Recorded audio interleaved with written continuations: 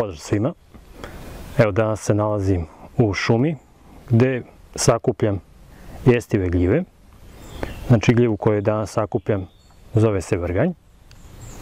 I ovako izgleda teren na kom ja tražim gljive. Znači to je jedna šuma, znači strm teren dosta. Evo vidite, gore je jako strmo. I ja sam malo pre prošao ovaj teren i našao sam nekoliko vrganja. Evo sada ću vam pokazati te vrganje.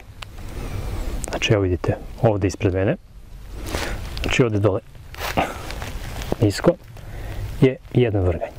Znači njega je najbolje brati tako što uzmemo jedan nož i odsečemo ovako više iznad zemlje, tako da ne oštećujemo ovdje miceli, znači koren gljive. I evo ovako izgleda jedan mali vrganj. Idemo dalje. Znači ove gljive ovdje što vidite, to je druga vrsta gljive, njih ne sakupljam. Znači ovo je isto najvjerojatnije gljiva jestiva. Idemo dalje.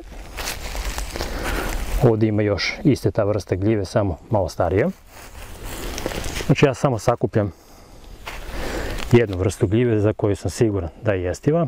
To je upravo ovaj vrganj. A one druge koje nisam siguran, njih ne diram, zato što je najbolje, ukoliko niste sigurni, ne jesti takve gljive, zato što su većina gljiva, znači otrovne. Što bi se reklo, neke se jedu jednom, a neke više puta. Znači one otrovne kada pojedemo jednom, to nam je to. Idemo dalje. Evo vidite ovdje, ovo je teren. Znači ovdje možete vidjeti dva vrganja. Znači evo ovdje jedan i ovdje drugi. Znači obično kada naiđete na jedan, pogledate okolo, znači sa strane najčešće ima još neki pored. Ja sam ovdje pregledao ovaj deo i nema više. Tako da ćemo sada da izvršimo branje. Znači uzmemo nož i odsečemo gore, znači iznad korena. Evo ovako. I tako izgleda drugi mali vrganj. Idemo dalje. Sa ove strane. I isto tako uradimo i sa ovim. Znači pogodno vrijeme za gljive jeste kada padne kiša i nakon toga usledi sunčan period.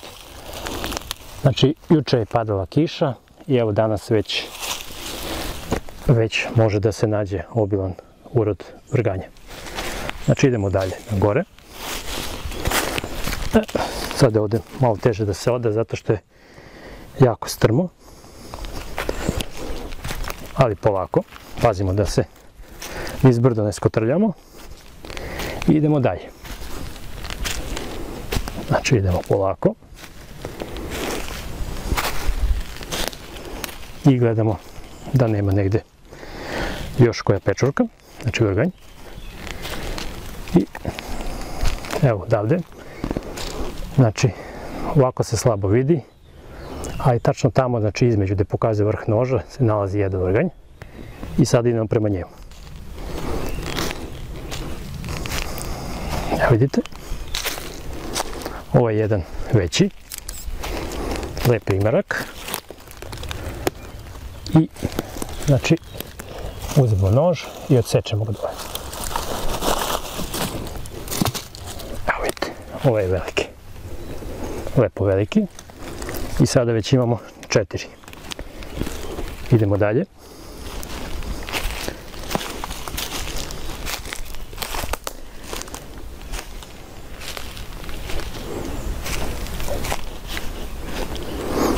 Znači gledamo levo desno. I evo jedan se vidi odavde. Znači evo vidite vrh noža gdje pokazujem. Tačno ispred vrha noža se nalazi jedan. A ovdje niže, isto ispred vrha noža, evo ovdje, se nalazi drugi. Znači idemo sada da uzmemo ovaj dole pa ćemo ovaj gore. Evo sada se bolje vidi kako prilazim sa kamerom. Evo vidite. I uzmemo nož i odsečemo ga. Tako. Idemo dalje, pogledamo okolo. Evo, iz ovog ugla se vidi one malo pre što sam pokazivao. Znači ovde gore. Međutim, ovde u blizini ima još. Znači, evo vidite, ovde vrhom noža da je pokazujem, tu se nalaze dva, jedan pored drugoga. Tako da sada idemo prema njima. Evo vidite kako oni lepo izgledaju. Znači, retko se nađe tako jedan pored drugoga, većinom su negde jedan malo dalje od drugoga. I sada lepo odsečemo nožem jednog. Evo vidite, lepo izgleda. I zatim pored njega i drugog.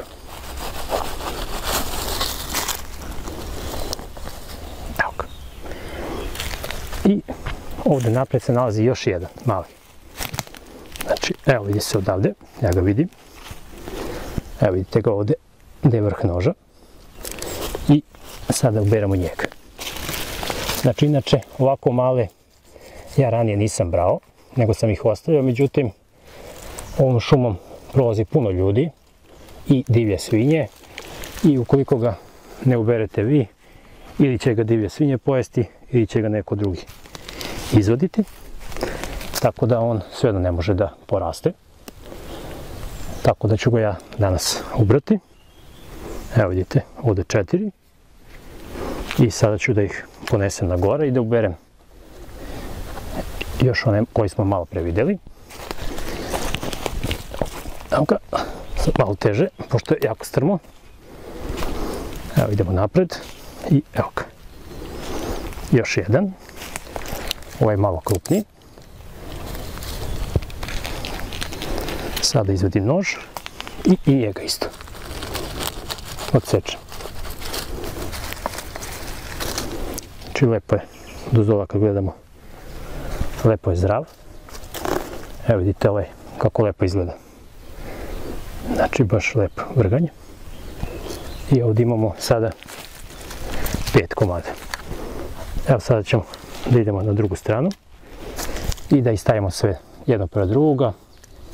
I to nam je današnji ulov gljiva. Znači toliko smo danas pronašli. Evo vidite. Ima ih baš dosta. Obično kada idem kroz ovu šumu nađem po 1-2, ali ovo vreme im je pogodovalo i ovaj put ih je bilo puno više nego inače. Evo, sad ćemo da ih stavimo jedan pored drugoga i tako nam izgleda današnji ulov vrganja. Evo vidite. Znači neke od njih možemo da sušimo, na primjer ovaj veći, on je za sušenje dobar, a ovi mali su jako ukusni. Evo sada ću vam pokazati još jedan vrganj koji je jako mali, njega neću da uberem, nego ću da izvršim jedan eksperiment. Provjerit ću da li vrganj nastavlja da raste kada ga vidimo. Znači ovdje sam ga sakrio ispod lišća, stavio sam u konzervu da znam gde je i evo sada ću da ga otrpam. I evo vidite, jedan malac. Znači njega ću da snimam, to je da pratim i da vidim kojom brzinom raste i da li će uopšte i da naraste. Njega vratimo nazad. I evo još jednom da vam pokažem teren od ozgora, kako izgleda teren gde ja sakupljam vrganje. Evo vidite, znači dosta je strmo, tako da moramo da budemo oprezni kada se penjemo uz brdo. I polako, znači idemo i tražimo. Većinom budu i na mahovinama, pored drveta vrganje. Znači, kao što sam i ranije rekao, ukoliko niste sigurni da li je to jestiva ili ne jestiva vrsta gljive, to jest otrovna, bolje ne rizikovati i takvu gljivu ne jesti. Evo sada ste vidjeli kako izgleda sakupljanje vrganja u šumi. Pozdrav svima!